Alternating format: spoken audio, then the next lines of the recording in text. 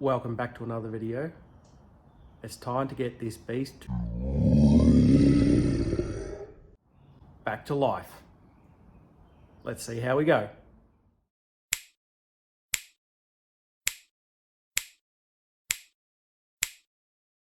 There's still a few things to do, but I have just installed the new throttle cable and it only just fits. It's on its last part of adjustment there, but all sweet there. Had to adjust the accelerator pedal because I had a little bit of slop in it, but that's all sorted out now, so that's good to go. What else do we need to do?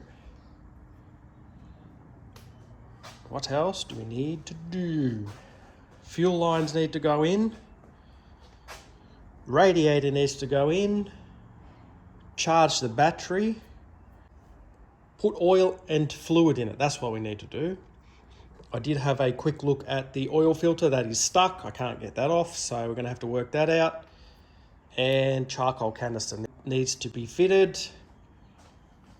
And this side PCV needs to be installed. I have it. Just got to put it on. Other than that, I think we're pretty damn close. I do believe there are a few earths that need to be hooked up as well. So we'll get them on and see how we go. If I'm going to put the radiator in, I should do the heater hoses because we don't want coolant pumping everywhere as well. Oh, and the fan has to go back on too. So we'll sort that out too. Well, I persevered with the oil filter and got it loose. And there's oil everywhere, so we're gonna put a pan there. Silly boy. Well, that was real clever. Smart thinking.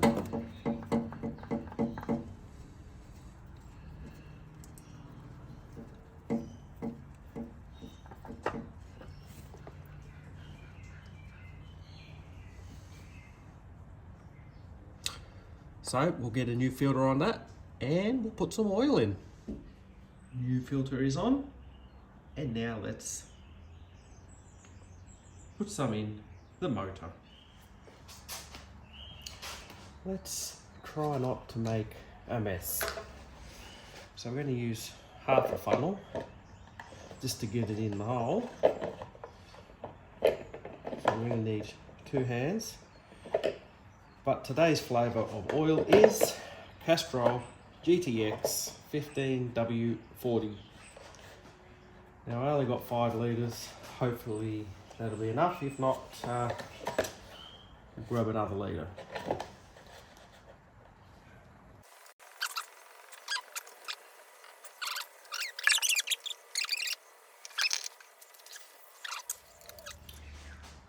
Alright, the spillage wasn't too bad. We've got that cleaned up. Let's check the diggity stickity. It's about halfway, so we're probably going to need another litre, but we'll let that fully drain down and see where we're at. We need another litre. We need another litre.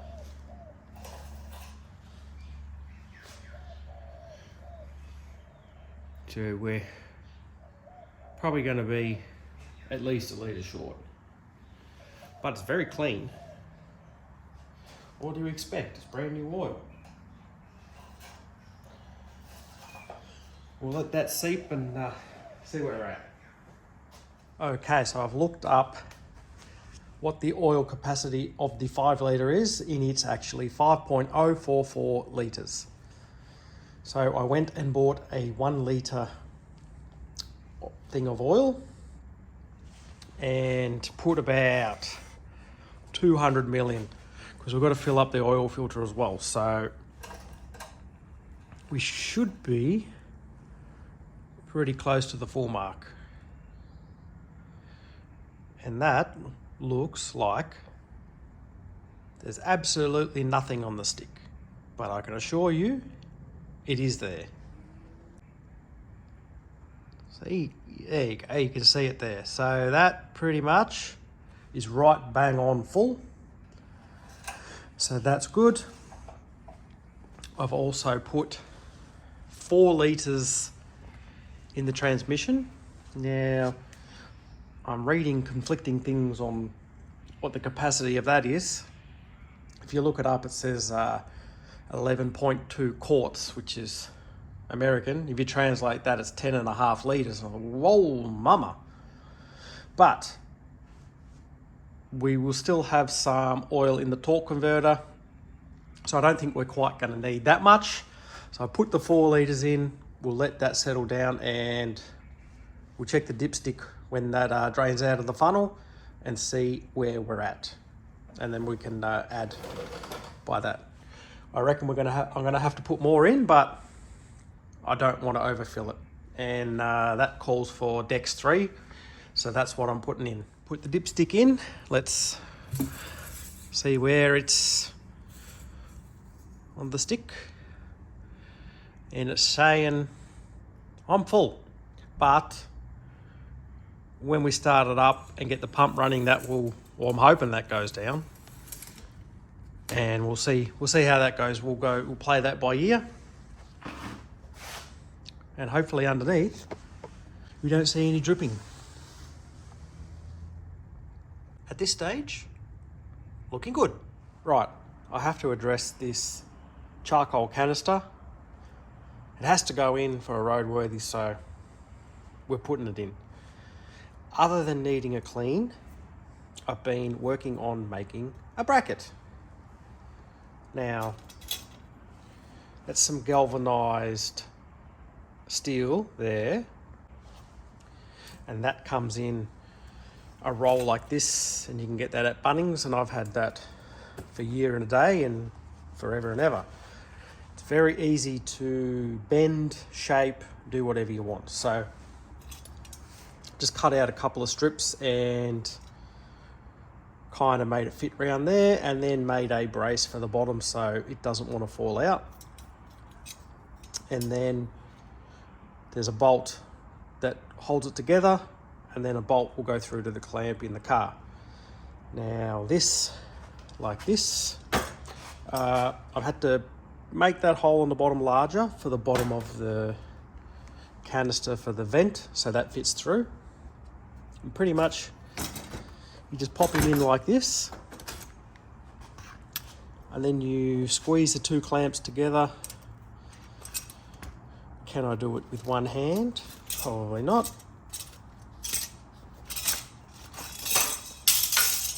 Clever, clever, clever, clever. So pretty much the way it's going to work is you pop him in so it goes in underneath like that, and then it's just a matter of putting the 2 clamps together, putting the bolt through, tighten him up, done. And that's pretty much all it's going to be. A coat of black paint which will hide it, and then we'll mount it to the car, connect the vents up, done. Easy peasy. All right, that's the mock-up done of the charcoal canister. I had to add another bracket to brace it from the holder to the frame, so there's one there and then there's one behind, and the hose is on. Just need a little fine-tuning adjustment, but now pull it all back off again and paint it up, clean it up, and then put it back on for good. I've been at it for a few days, so it's about time for an update. As you can see here, the bottom half of the airbox is in. I'm rearranging the fuel lines there to go with the map sensor. Fuel lines are in. I also have in charcoal canister down there, and everything here is plugged in. At this stage I've got that magneted, glued some magnets to the back of that, and then it's just sitting to the body because I don't really want to drill any more holes. And those fuel lines are very difficult, not much room to get your hands in down there to get the lines on the hard lines. So that's them done. I've been playing around with terminals, so the plan is to get it running, and then I'll see what on here I don't need, because I don't reckon I need that. I need to work out what that and that is, and then if they're not required there, they're out. Probably need that earth and probably that one, but the rest, I don't know what they are. So it's getting close. It is getting close. I've also put that front PVC hose on, and now just disconnected the fuel line, put a bottle there. I'm going to cycle the fuel pump and see if that works, because I'm sure when I was cleaning up the engine bay and grinding paint and everything, it would have gone down the pipe, so I would like to flush that out instead of put that in the engine. So that is what I'm about to do, a quick flush of the fuel line, get all the crap out that's possibly in the line. Let's hope it goes well, hey? So I'll give you a good look of the bottle. I'll connect up the battery and hopefully it has enough power to cycle the fuel pump. There goes nothing.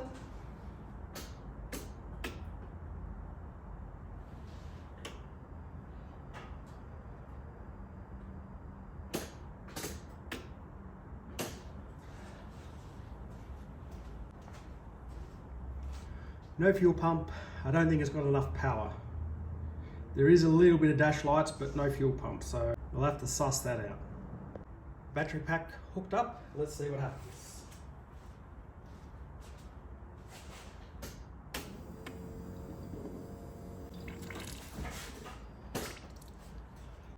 I heard the pump,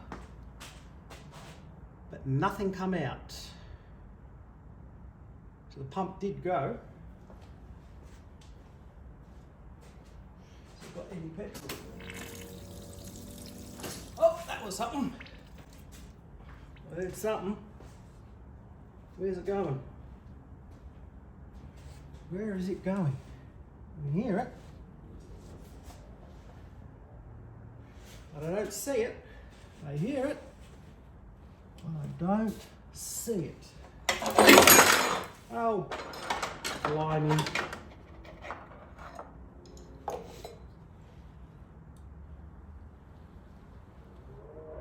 Smell it.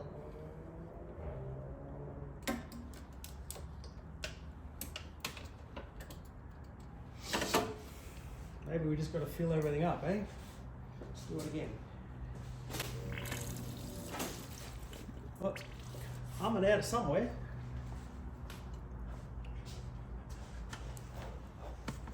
Ah. Well, it's definitely fueling up because it's sprayed it everywhere down here, because I've taken the wrong side of the regulator out and it's just dumping all over the engine bay. How clever of me, hey? So if you take a gander down there, there's some pretty crappy, dirty fuel that came out. So I'm going to clean that up and see what we can do. The coil is absolutely covered in fuel. Not a very smart thing to do. All right, I wasn't going to do this, but I just got to know. Let's see if it runs.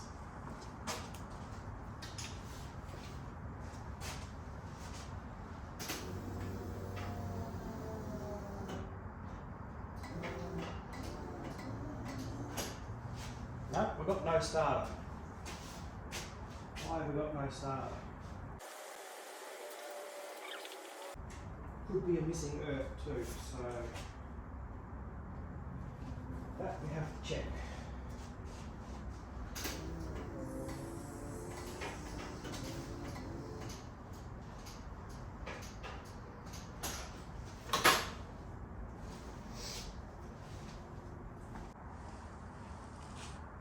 played around with a few earths. Let's see if that's done anything. Hopefully we get some crankage.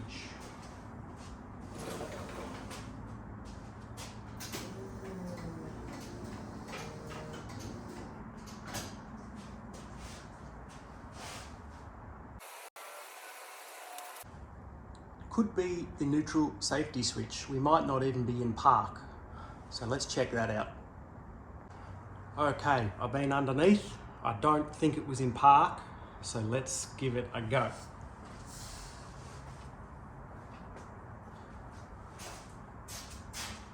There's nothing. Oh, it popped off! It popped off!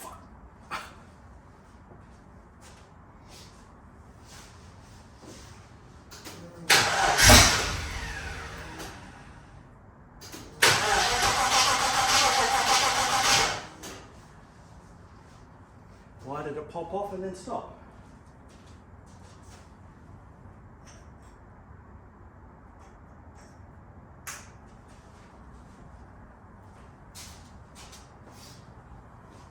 Let's give it some laughing gas.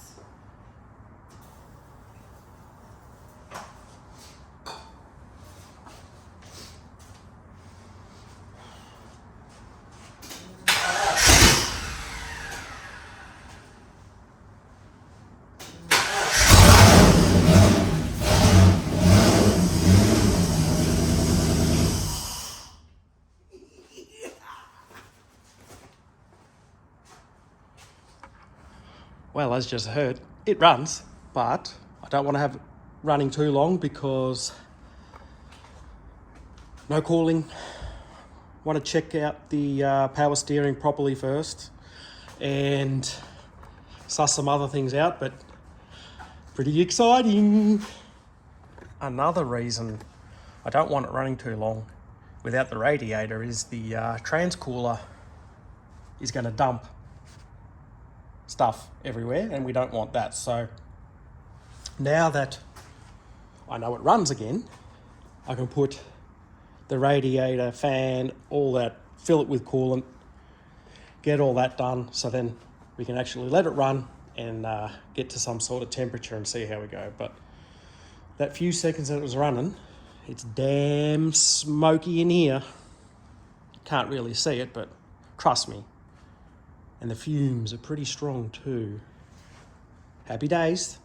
Be back shortly.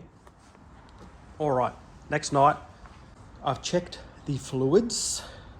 Oil, about the same. Power steering reservoir is now almost empty after that fire up from last night. And the transmission has dropped into the hot place on the dipstick. So, power steering fluid started pumping around the system because that was bone dry, and it hasn't leaked, so that's good. Trans has sucked some fluid up into the pan and hasn't leaked, which is good. Would have built a little bit of oil pressure. No oil leak so far, so that's good. But what I've been up to tonight, which is taking me an hour to put 2 hoses on. Been putting the heater hoses on. Now, I went and had a look at the Statesman because the hose on this side was a little too long. The heater outlet is around there, whereas on the VK it's pretty much smack bang in the middle. So that hose is still a tad long, but that will go under the covers, and I'll be able to get that one under the cover too. So it should be hidden as per normal. Now I've got to get started working on the fan shroud for the radiator. And just for reference, covers are back on, and all you can see at the back is 2 hoses coming out. Remembering that this cover, for some reason, is cut, will come out to here. So there'll be a bit less of that sticking out the back.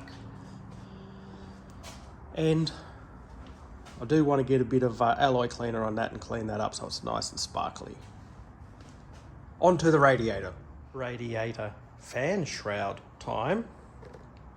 I believe I've got it fitting 95%, so it's very close. So what I've had to do was each corner just shave it in a touch, and that got it to fit in the corners, and then the sides will be are able to be pressed in, except for this one side here where it was very tight on this edge here. So the plastic's probably 4 mil thick, so I've just shaved that back to about 2 mil, and I can just press it in. So top mounting hole there lines up. That mounting hole there is half lining up, but I believe I can maneuver that into place.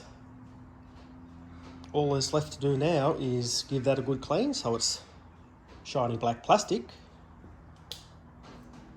It's ready to go back in the hole.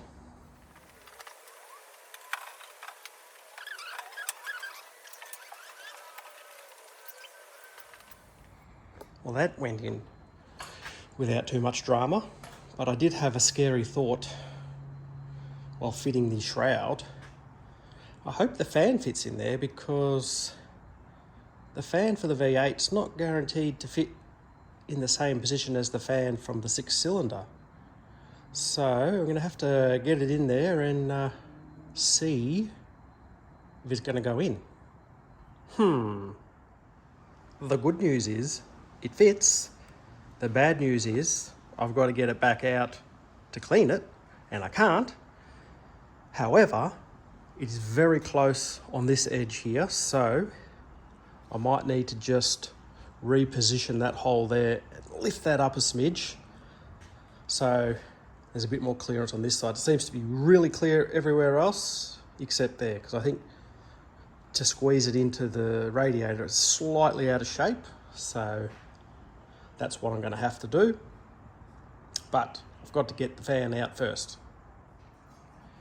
After a bit of in and out action, it's all together. Fan is bolted in. Radiator and shroud are just sitting there. But at this stage, it doesn't hit. And as I mentioned, it's very close here. So for some reason, it's that way a little bit.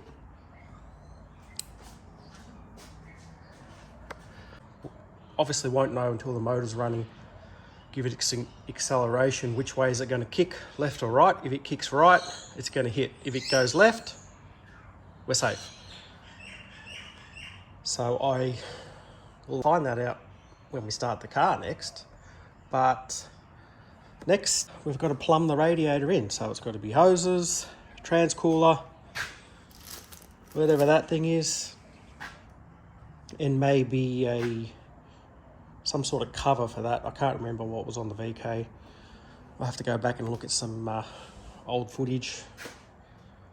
I did clean that fan, but someone before me painted over the dirt. So as soon as I scratch the dirt off, the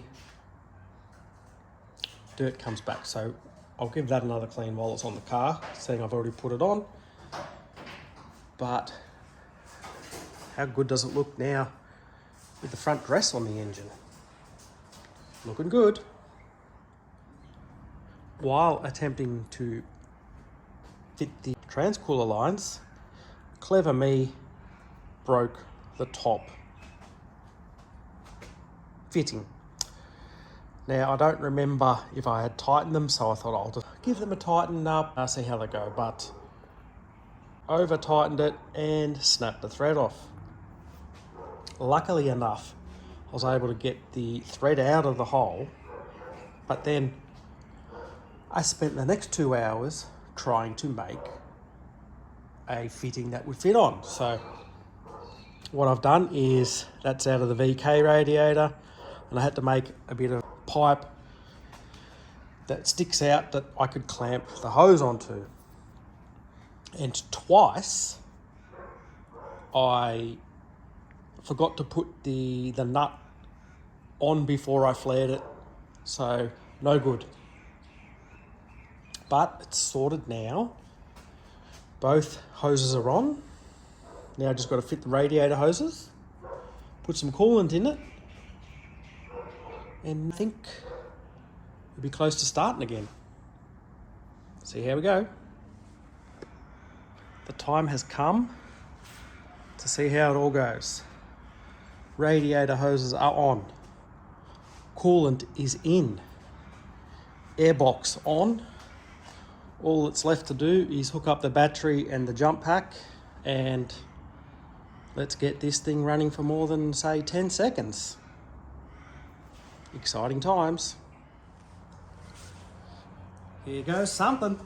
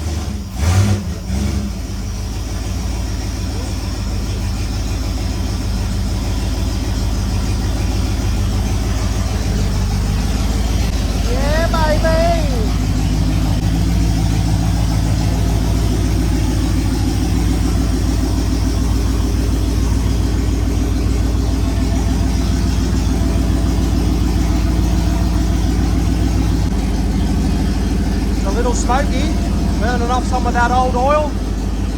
It's all over the exhaust pipes, so we'll let a bit of that burn off. Get a bit of temperature in it.